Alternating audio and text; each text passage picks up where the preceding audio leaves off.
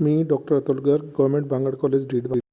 Dear students, हमने three dimensional coordinate geometry में जो पेपर थर्ड है अपना, उसमें कोण शुरू किया था। शंकु की समीकरण और समघातीय समीकरण के बारे में जाना था। आज उसमें आगे पढ़ते हैं एनवालोपिंग कोण, अनवालोपी शंकु। तो अनवालोपी शंकु कहते किसे हैं? क्योंकि शंकु भी एक तो साधारण शंकु का अपन ने व्यापक जो समीकरण पढ़ा था शंकु का, वो था। एक अनवालोपी शंकु और एक है लंबवृत्तीय शंकु। ये तीन तरह के शंकु अपने को पढ़ने थे। तो आज दूसरा है ये अनवालोपी शंकु। तो अनवालोपी शंकु में कोई भी अपने को सरफेस दिया हुआ है। अब गाइडिंग कर्व नहीं है, अब सरफेस है, जैसे बॉल। तो एक शीर्ष बिंदु से बॉल पर अगर टेंजेंट लाइन खींची जाए जो बॉल को स्पर्श करती हैं और दिए गए शीर्ष बिंदु से गुजरती हैं, तो ऐसी सभी रेखाओं द्वारा बना गया शंकु कहलाता है। बनी गई आकृति शंकु कहलाती है।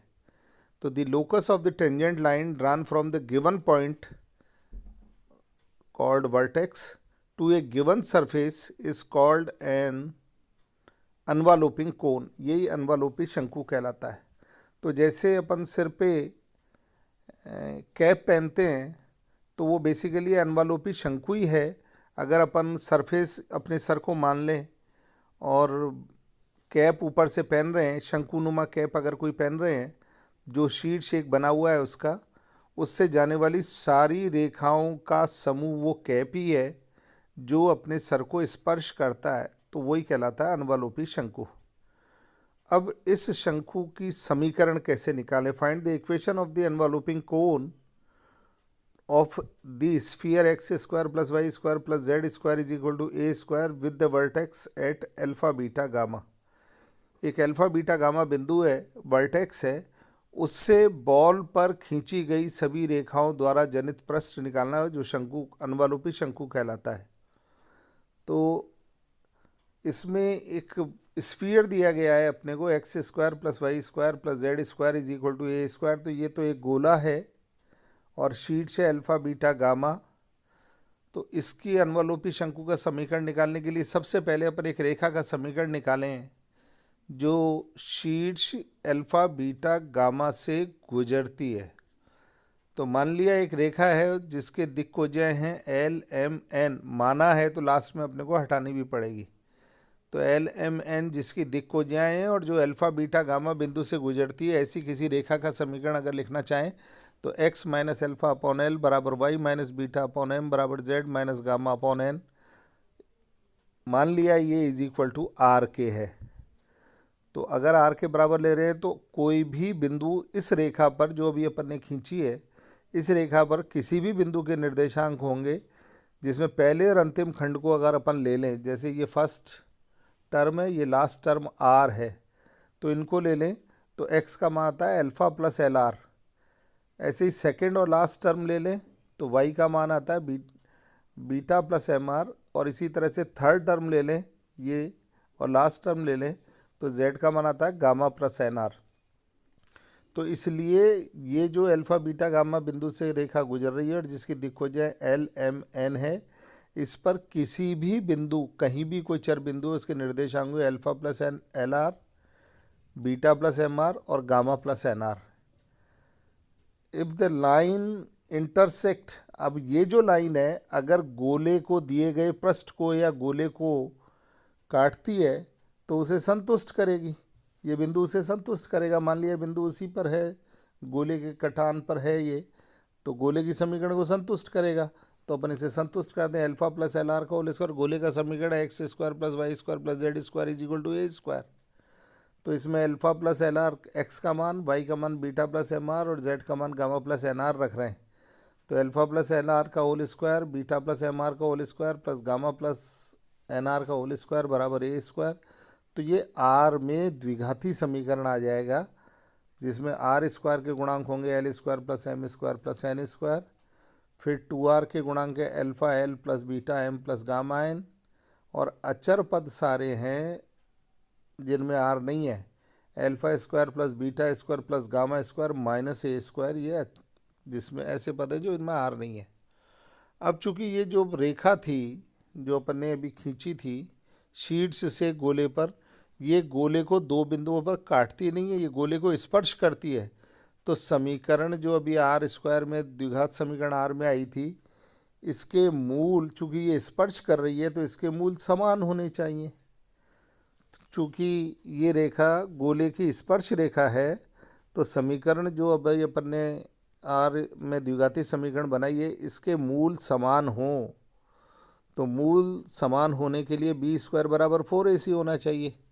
तो बी स्क्वायर बराबर 4ac करें तो बी तो है 2 into L x plus M Y plus N Z का होल स्क्वायर, तो ये 4 भी आएगा, 4 L x plus M Y plus N Z का होल स्क्वायर बराबर 4ac। तो ए का मान तो है L square plus M square plus N square, और सी का मान है alpha square plus beta square plus gamma square minus ए स्क्वायर। तो 4 तो कैंसिल आउट हुआ, लेफ्ट हैंड साइड और राइट हैंड साइड दोनों तरफ है। तो अब ये जो मान आ रहा है इसमें से जो अपन ने इस सवाल में माना था एल एम एन दिख हो जाए उसको एलिमिनेट करें, तो जो समीकरण अपन ने रेखा की मानी थी l x plus M y x minus x one over alpha, पहली नंबर की समीकरण है ना, इससे एल एम एन का विलोप करते हैं इस समीकरण से। ये जो समीकरण नंबर 3 है इससे अपन विलोप करते हैं। तो विलोप करने के लिए अल्फ़ा एल की जगह एक्स माइनस एल्फ़ा रख दें, एम की जगह वाई माइनस बीटा रख दें, एन की जगह जेड माइनस गामा रख दें, और इसको ठीक करें तो alpha x minus alpha plus beta y minus beta plus gamma z minus gamma का होल स्क्वायर बराबर एक्स माइनस एल्फ़ा का whole square plus y minus beta का whole square plus z minus gamma का whole square plus into alpha square plus beta square plus gamma square minus ए square. तो सीधी सीधी अपन ने L की जगह x minus alpha, B की जगह Y minus beta, M की जगह और एन की जगह जेड माइनस गामा अपन ने रख दिया, और इसको सॉल्व किया तो ये बन रही है x square plus Y square plus Z square minus ए square into alpha square plus beta square plus gamma square minus ए स्क्वायर बराबर alpha x plus beta y plus gamma z minus ए square का whole square.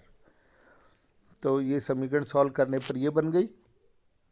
तो ये समीकरण actually रूप है S S one is equal to T square का। S मतलब गोले का समीकरण जो था X square plus Y square plus Z square और माइनस ए स्क्वायर बराबर 0 करें तब इसको अपन एस से लिख सकते हैं। तो S equivalent to X square plus Y square plus Z square minus A square बराबर 0, और S1 का मतलब है बिंदु इसमें रख दें, तो x की जगह अल्फ़ा, y की जगह बीटा, z की जगह गामा रख दें, तो ये बन गई alpha square plus beta square plus gamma square minus ए स्क्वायर। तो ये s आ गया, S1 आ गया is equal to T square मतलब टेंजेंट का स्क्वायर। तो x जो x square plus Y square plus Z square minus ए स्क्वायर बराबर 0 है, इसके स्पर्श समतल का समीकरण होगा x(x1) तो अल्फ़ा है, वो x1 की जगह अल्फ़ा है, अल्फ़ा बीटा गामा बिंदु पर तो स्पर्श समतल निकालना है। तो alpha x plus beta y plus gamma z minus ए स्क्वायर का होल स्क्वायर आ गया इसका S(S1) is equal to T square का मान। तो यही है अनवालोपिंग कोण, अनवालोपी शंकु का समीकरण।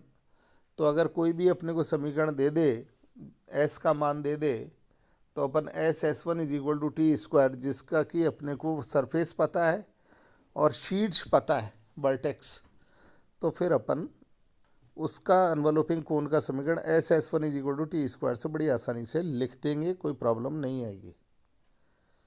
अब आगे चलते हैं। ये इसमें बता दिया है S क्या है, S1 क्या है, T क्या है, ये सब ऊपर जो लिखा है वो वही चीज़ें जो लिखी है। अब चलिए क्वेश्चन करते हैं। Find the equation of the cone whose vertex is alpha beta gamma. शीर्ष के निर्देशांक तो अल्फा बीटा गामा दे रखे हैं और गाइडिंग कर्व दे रखा है एक्स स्क्वायर अपॉन ए square plus Y square upon b square बराबर 1 और z बराबर 0। तो जैसे ही z बराबर 0 है,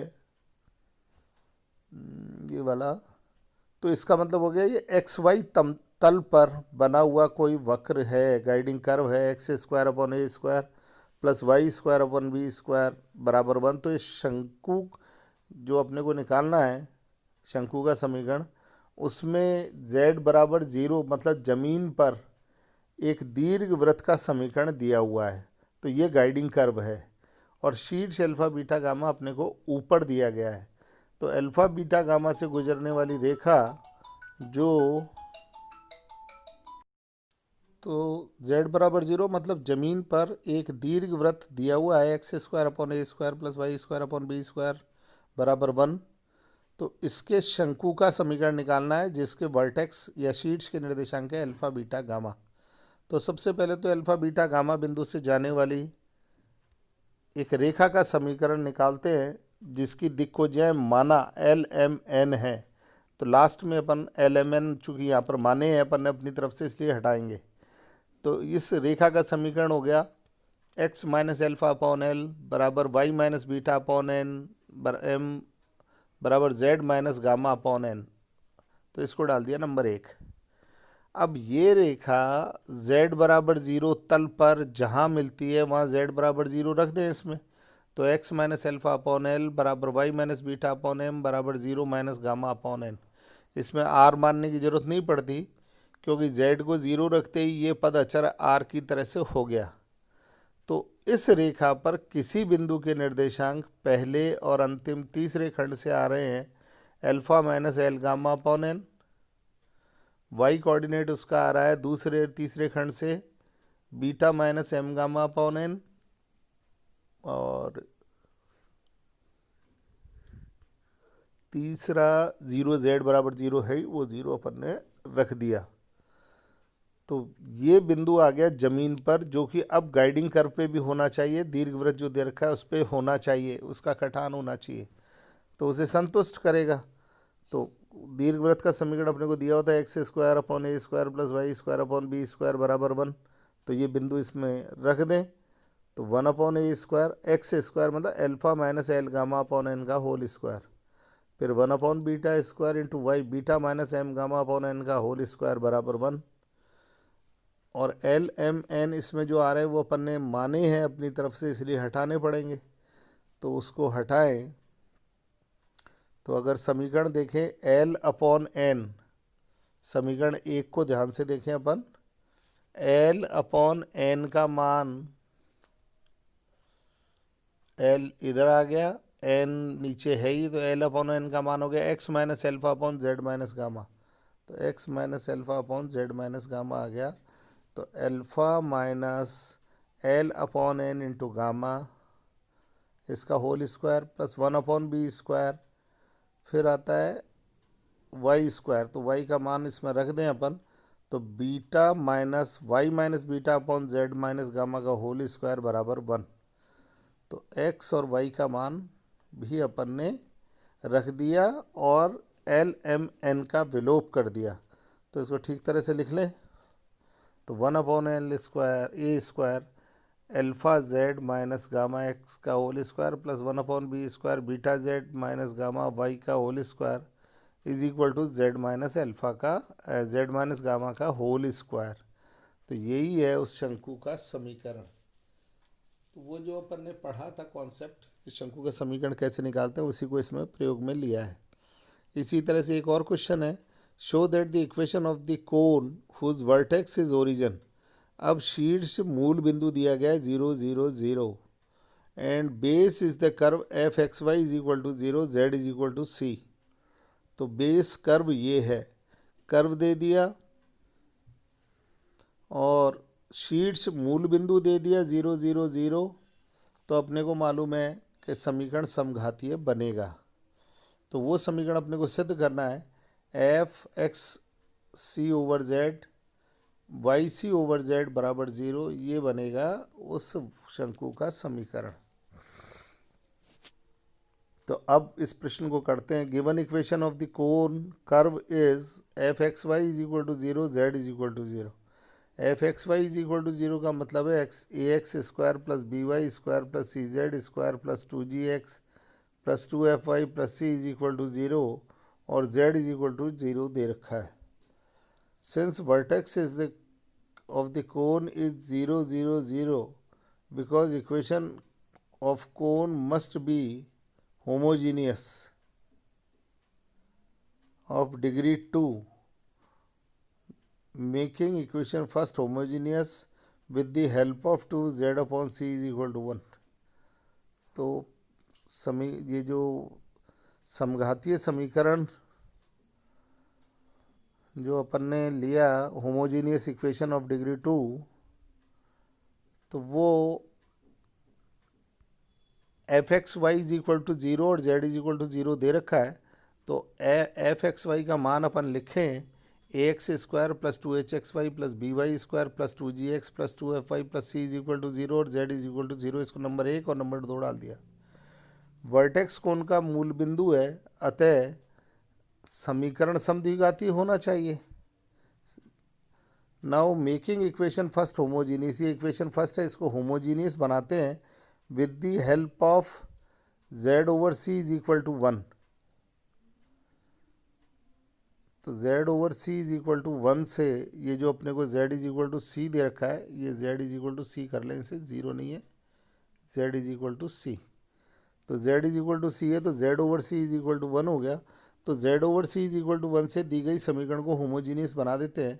तो a x square plus 2h(x)y plus b y square plus 2g(x), इसको 1 से गुणा कर दिया इंटू जेड अपॉन सी, 1 की जगह जेड अपॉन सी रख दिया, प्लस 2f(y) इसको भी 1 से गुणा करके जेड अपॉन सी लिख दिया, प्लस सी इंटू 1 का स्क्वायर जेड अपॉन सी का होल स्क्वायर बराबर 0।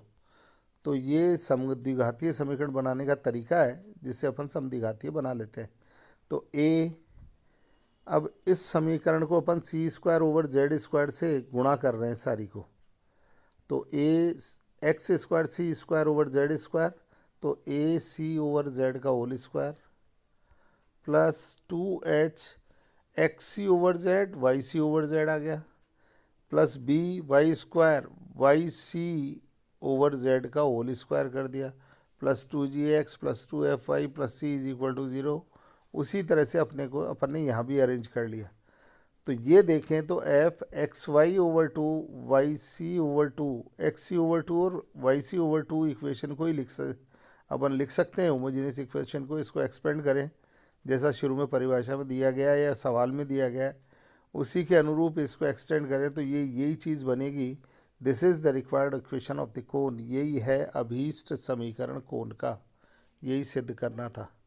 तो इस तरह से कोन में क्वेश्चंस अपन कर सकते हैं एलिमेंट्री बातों को ध्यान में रखकर।